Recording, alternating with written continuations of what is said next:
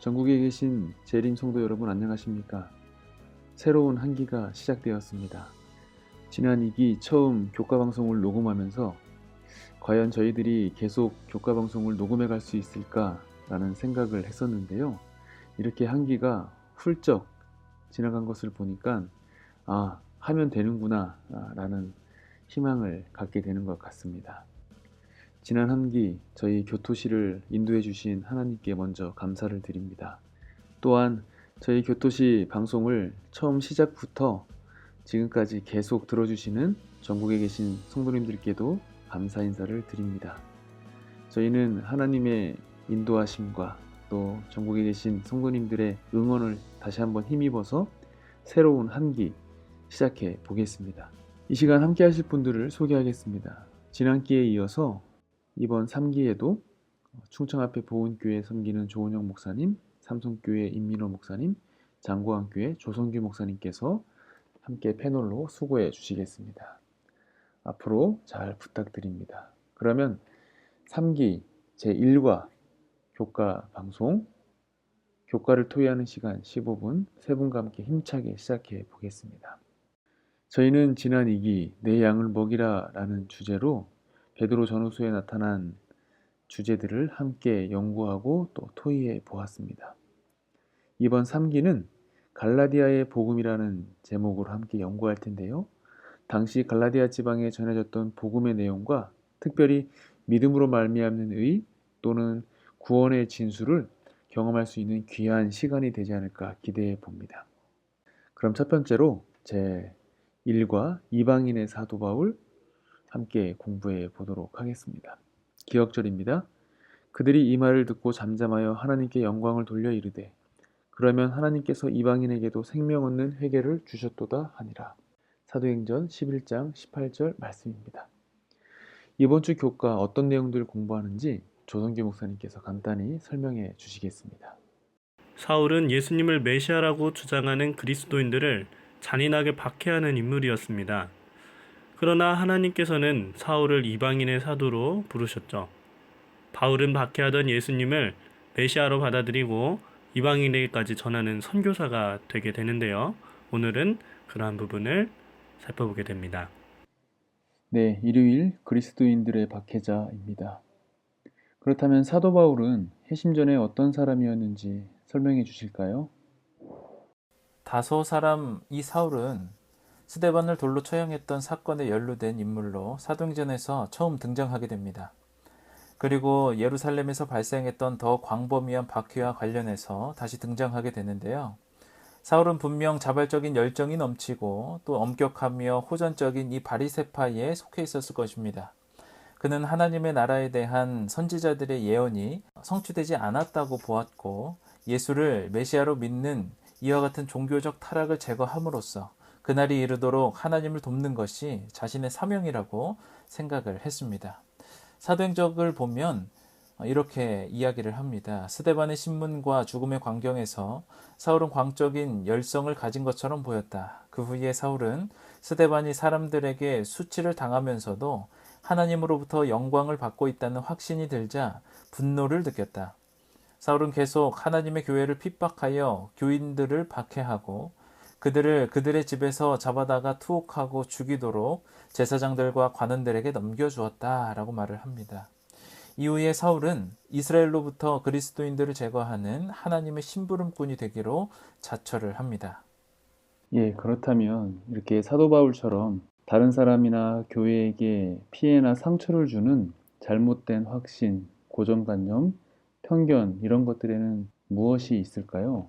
네, 저는 교회 안에서 내가 다른 사람보다는 좀 더 나은 신앙생활을 하고 있다는 생각이 우리들의 잘못된 마음가짐이 될 수 있다고 생각하는데요.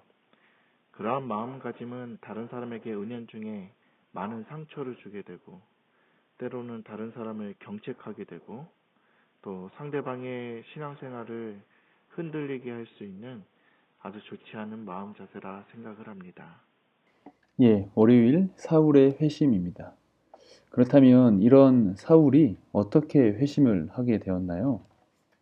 사울은 기독교 신앙을 뿌리 뽑으려는 치밀하고 아주 의도적인 계획으로 초기 교회를 박해하였지만 하나님의 은혜로 말미암아 사울은 그의 인생에서 중요한 회심을 경험하게 됩니다. 인간의 관점에서 보면 사울의 회심은 어쩌면 있을 수 없는 일 같았고 또 실제로 그의 회심의 소식을 들은 많은 사람들이 이 사울의 회심에 관하여 매우 회의적인 입장을 보이기도 하였습니다. 사울은 인간의 눈으로 봤을 때 마땅히 벌을 받아야 하는 사람이었음에도 불구하고 하나님은 이 열성적인 유대인에게 은혜를 베푸셨습니다. 다메섹으로 가는 길에 이루어진 예수님과의 기적적인 만남을 통해서 그는 결국 기독교인들과의 싸움을 멈추기로 결심하였고 하나님의 은혜로 말미암아서 부활의 주님을 만나고 또 극적으로 회심을 경험하게 되었습니다. 예, 감사합니다. 이렇게 사도 바울의 회심하는 이야기를 간단하게 살펴보았는데요. 이 방송을 들으시는 우리 성도님들께서도 회심의 경험들이 있을 거라 생각이 드는데요. 그렇다면 우리 성도님들께서는 어떤 성령의 인도하심이 있었고 또 어떤 회심의 경험들이 있었는지 한번 생각해 보시면 좋을 것 같습니다. 그렇다면 조성교 목사님은 특별히 이런 회심의 경험이 있었는지 말씀해 주실 수 있을까요? 네, 저는 모태교인으로서 사도 바울과 같은 극적인 회심의 경험은 없지만 분명한 사실은 제 자신의 죄의 문제에 대해 깊이 고민하고 죄의 결과로 인하여 죽을 수밖에 없다는 심각성을 탄식하게 되었을 때 성령 하나님께서 제 영혼을 하나님께로 인도하고 계시다는 강한 확신을 갖게 되었던 경험이 있습니다. 예, 이렇게 회심을 경험한 바울은 다메섹으로 가게 되는데요. 다메섹으로 간 사울은 어떤 경험을 하였습니까? 다메섹으로 가는 길에 보인 예수님의 출현은 모든 것을 바꾸어 놓았습니다. 예루살렘을 떠날 때까지만 해도 자존심 강하고 열성적인 바리새인이었던 사울이었죠. 예수님과 만나 시력을 잃은 사울은 유다라 불리는 사람의 집에서 아나니아를 기다리도록 지시를 받습니다. 다메섹에서의 첫 3일 동안 사울은 식음을 전폐하고 기도하며 자신에게 일어난 일들을 돌아봅니다. 그는 더 이상 박해자 사울이 아니라 이제는 예수님의 추종자여 이방 세계에 복음을 전하도록 하나님께 선택받은 사도 바울이 되었습니다. 기독교의 확신이 가로막힐 뻔했던 순간 하나님은 유대인 신자들의 상상을 뛰어넘어 그 신앙을 확신시키기 위한 도구로서 사울을 사용하시기로 작정하셨습니다. 복음의 가장 강력한 반대자였던 사울이 복음의 가장 강력한 전도자가 된 것이죠. 그렇다면 이렇게 사울처럼 예수님을 만나고 우리의 삶에서 가장 많이 변한 점이 있다면 어떤 것들이 있을까요? 저는 모든 면에서 변했지만 여전히 변화되어 가고 있는 듯 합니다. 마치 인생을 살아가면서 철이 들어가듯이 하나님을 믿으며 살아가는 삶이 철이 들어가는 것과 같다고 저는 생각을 하는데요. 그 중에 제가 하나님을 믿고 가장 변한 것이 있다면 어느 상황에서든 하나님과 연결하여 제 상황을 이해하고 또 바라본다라는 것인데요. 비록 그러한 것들을 잠시 잊을 때가 있지만 내 삶을 하나님과 연결함으로 더 행복한 내 삶의 변화를 느껴가고 있습니다. 여러분들도 이러한 도전을 해보면 좋을 것 같습니다. 다음 수요일 이방인에게 전파된 복음입니다. 회심한 이후 바울이 이제 어떤 일을 하게 되나요? 스데반의 순교 직후 예루살렘에서 발생했던 박해 때문에 유대인 신자들은 북쪽으로 480km 떨어진 안디옥으로 도망하게 되었습니다. 제국 내 시리아 지역의 수도였던 안디옥은 로마나 알렉산드리아 다음으로 아주 중요한 것이었는데요. 인구 약 50만의 대도시였던 이 안디옥은 이방인 교회를 위해서뿐만이 아니라 초대교회의 선교 전초기지로서 아주 적격이었습니다. 사도행전 13장 1절에서는 안디옥 교회의 성격이 대도시의 인종적, 문화적 다양성을 반영하고 있음을 말해주고 있는데요. 안디옥 교회에는 구브로 출신 바나바나 구레네 출신 루기오, 길리기아 출신 바울, 아프리카 출신 시몬, 그 밖에 다양한 이방인 신자들이 있었습니다. 성령께서는 안디옥을 복음의 전초기지로 삼아 시리아와 유다 지역을 넘어서 복음을 더 많은 그 이방인들에게 전하기 바라셨습니다. 박해를 피해서 이방인 땅에 최초로 세워진 이 안디옥 교회는 복음을 이방 백성들에게 널리 전파할 수 있는 아주 훌륭한 입지 조건을 가지고 있었습니다. 그러니까 이런 선교적인 거점 안디옥을 이제 통해서 사도 바울이 이제 이방 선교를 본격적으로 시작하게 되는군요. 다음 목요일 교회 내의 갈등입니다. 그렇다면 이렇게 본격적인 선교 활동을 시작하는 바울에게 있어서도 부딪히게 되는 문제들이 있었을 텐데요. 그런 부딪혔던 문제들 어떤 것들이 있었나요? 그 당시 교회는 이방인들이 입교하는 것에 대해서 모두가 기뻐하는 입장은 아니었습니다. 그러다 보니 교회에 문제가 발생했는데요. 이방인들에게 대하여 어떻게 선교할 것인가 보다는 이방인들이 교회에 와서 입교를 하게 되면 입교의 기준을 어디에 두어야 하는 것인가가 그들에게 있어서는 더욱 깊은 고민거리였습니다. 어떤 이들은 예수님에 대한 믿음만으로는 이방인의 입교를 결정할 수 없다고 생각하였고, 믿음은 할례와 모세의 법이 순종으로 실천되어져야 한다고 말하면서 그리스도인이 되기 위해서는 이방인들도 반드시 할례를 받아야 한다는 것이 그들의 입장이었습니다.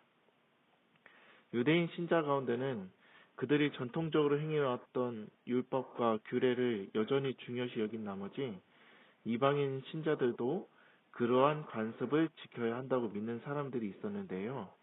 그들의 주장은 복음이 전파되는 일에 상당한 장애가 되기도 하였습니다. 오직 믿음만을 기초로 이방인들에게 대하여 교회의 문턱을 낮추려는 바울의 의도적인 노력 때문에 어떤 이들은 바울의 사역을 아주 조직적으로 방해하였고, 또 예루살렘 총회가 할례의 문제에 관하여서 바울의 손을 들어주었음에도 불구하고 바울의 사역에 계속되는 반대적 행위가 바울이 겪은 매우 어려운 문제였습니다. 예, 그렇다면 진리를 훼손하지 않는다는 전제하에 어떻게 하면 교회의 문턱을 낮출 수 있을까요? 쉽지 않은 문제인 것 같습니다. 저는 이렇게 생각해 보았습니다. 교회의 문턱을 낮추기 위해 어떤 방법을 사용하든지 복음의 본질을 벗어나지 않는다는 최소한의 한계선이 존재해야 되겠죠? 이것은 두 가지 경우를 다 생각해 보아야 하는데요. 어떤 경우에는 처음에는 진리를 수호하는 듯이 보이면서도 이웃이나 새신자를 배려한 느낌의 방법이 있을 수 있어요. 그런데 그것이 결과적으로 하나님의 사랑과 십자가의 은혜를 나타내지 못한다면 교회의 문턱을 낮추었다고 보기보다는 취향에 부합하는 이들을 위한 방법이 될 수가 있는 반면에 이런 경우도 있겠죠. 처음에는 파격적으로 보여 우려가 됨에도 불구하고 시간이 지나고 판단해보니 결과적으로 하나님의 사랑과 십자가의 은혜를 나타내는 방법도 있을 수 있다는 말씀을 드리고 싶네요. 결론적으로 말씀드리자면 방법이 중요한 것이 아니라 기존 성도들이 십자가의 정신을 실천하여 자아희생적인 모습으로 이웃과 새신자들을 대하면서도 기존의 원칙과 질서 안에 서 있는 모습이야말로 우리가 취할 수 있는 가장 적절한 접근이 아닐까 생각합니다. 예, 감사합니다. 바울은 전에 열렬한 유대교의 옹호자요, 예수의 제자들을 박해하는데 지칠 줄을 모르는 사람으로 알려졌었다. 주께서는 다소 사람 사울을 다메섹 도상에서 쉽게 죽이실 수 있었다. 그리하였더라면 박해의 세력은 크게 그 힘을 잃었을 것이다. 그러나 하나님께서는 당신의 섭리로 사울의 생명을 아끼셨을 뿐 아니라 회개시킴으로 그 용사를 적진으로부터 그리스도의 편으로 옮기셨다. 단호한 목적과 불효불굴의 용기를 가진 웅병가요, 통렬한 비평가인 바울은 초기 교회가 필요로 한 모든 자격을 구비하고 있었다. 사도행적 124페이지에 있는 말씀입니다. 다메섹 길 위에서의 예수님과의 만남은 사도 바울의 생애와 초기 교회 역사의 결정적인 전환점이 되었습니다. 하나님은 과거의 박해자를 이방 세계에 복음을 전하는 사도로 변화시키셨습니다. 바울의 복음에 난색을 표한 교회 내 무리들은 선입견과 편견이 선교에 어떤 장애가 되는지 보여주는 좋은 신뢰가 되었는데요.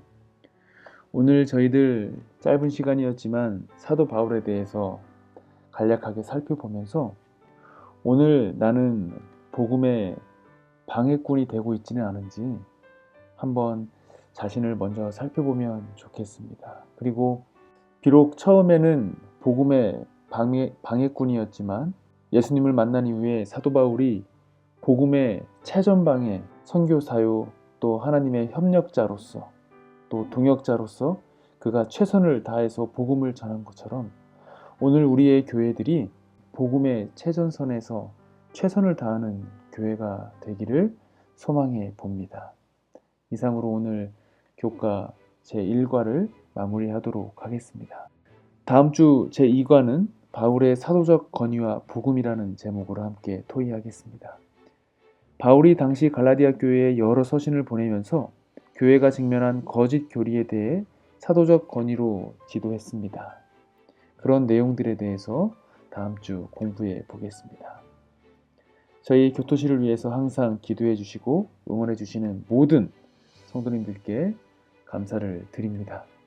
새롭게 시작하는 3기 예수님과 동행하시고 매일 승리하시는 새로운 한 기가 되기를 소망하겠습니다. 저희 교토시는 변함없이 언제나 재미있는 방송, 누구든지 듣기 쉬운 방송, 항상 젊은 방송 되도록 최선을 다하겠습니다. 고맙습니다.